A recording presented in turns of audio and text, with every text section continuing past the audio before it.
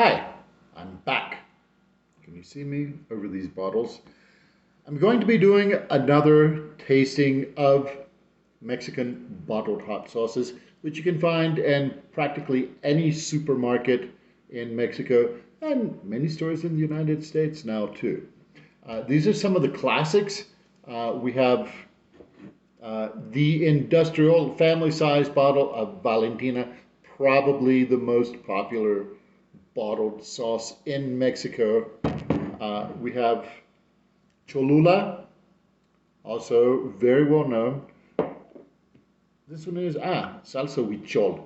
Not quite as well known. At least I don't know that many people who use it. And we're going to try this little one called Tampico. Okay, all of these are a certain kind of sauce. You can see the Tampico looks a lot like your Tabasco sauce.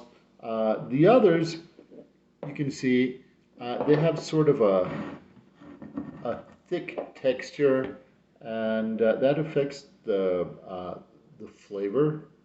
They have more like bits of chile floating around in them. And we're going to start with the old standby Valentina. Okay, this bottle has actually already been opened. I think somebody brought it here for a party. Today I'll be washing the sauces down with a Victoria. Now, I've talked bad before about Mexican mega brews, and but the store didn't have any nice craft beers today. So let's get started.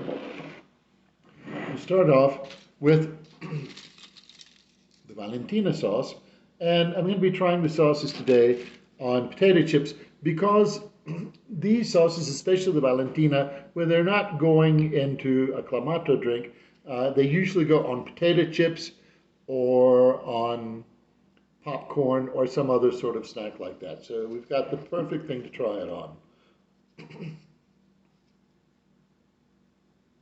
You can see it's kind of thick coming out.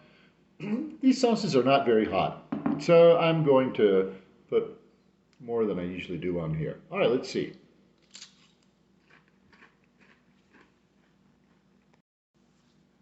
All right, the Valentina is very vinegary, and I would consider it an extra mild sauce.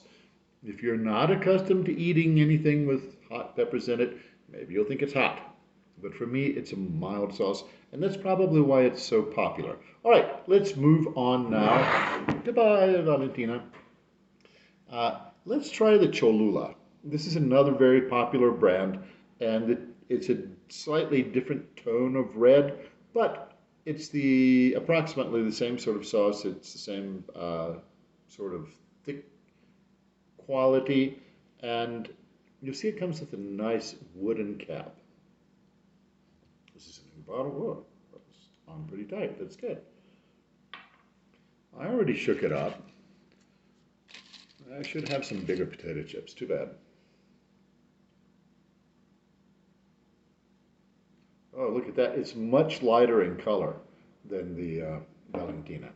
Okay, whoops. Let's try this.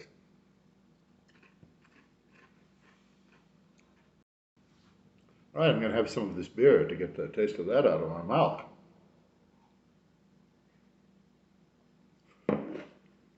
Okay, the Cholula sauce, it has a nice presentation as far as the packaging goes. It's even more vinegary tasting than the Valentina. It's not as hot. Well, that's not correct.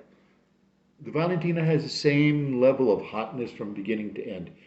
This is really almost not hot at all at the beginning, and then after you've swallowed it, you get a little bit of heat on the tip of your tongue, and then I can feel it's moved back towards my throat, to the back of my tongue. All right, let's continue moving on. We are going to try the salsa huichol, which, as I recall, I have seen this in places where they serve empanadas, where they serve seafood. And empanada can be meat or vegetable or anything, but seafood, fish empanadas, which is it's seafood or fish wrapped in some sort of a bread that's fried, and they're usually pretty good, yeah? And people like to put the huichol sauce on those. You can put them on raw seafood also if you're brave.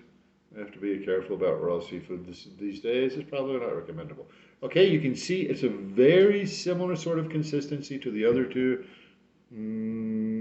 Darker than the Cholula, and a lighter tone of red from the Valentina. Here goes.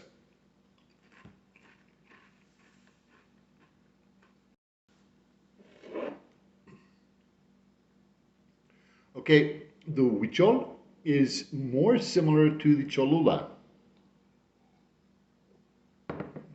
Not as acidy, not as vinegary tasting, not very hot at the beginning,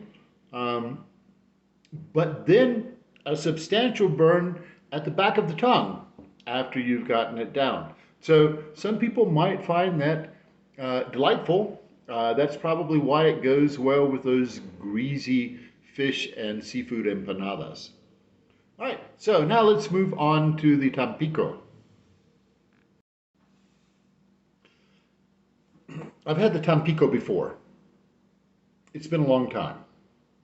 As I recall, I used to call it tampoco, which in Spanish means neither, not either. I would say that because this sauce, as I remember, is not hot at all, or not, not like, it's maybe like amateur, beginner level hot. But I'm going to shake it up. As I said, you can see, if you look closely, the size of the bottle, the shape, the color, the consistency, it's more akin to Tabasco sauce. But this is named rather than, well, Tabasco sauce is named after a place in Mexico, but it's made in Louisiana in the United States. This is named after a city in Tamaulipas on the Gulf of Mexico coast. So let's see what it's about. I don't really remember. Maybe it will be surprising. All right, it's very runny.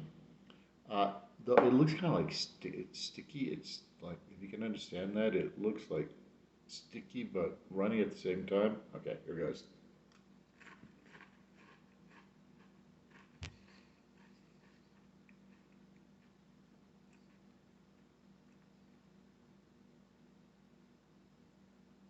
This one also has a little bit of a burn on the back of the throat, but I would say overall it's the least interesting of the four. So here we have the Tampico. I'm going to put this one in last place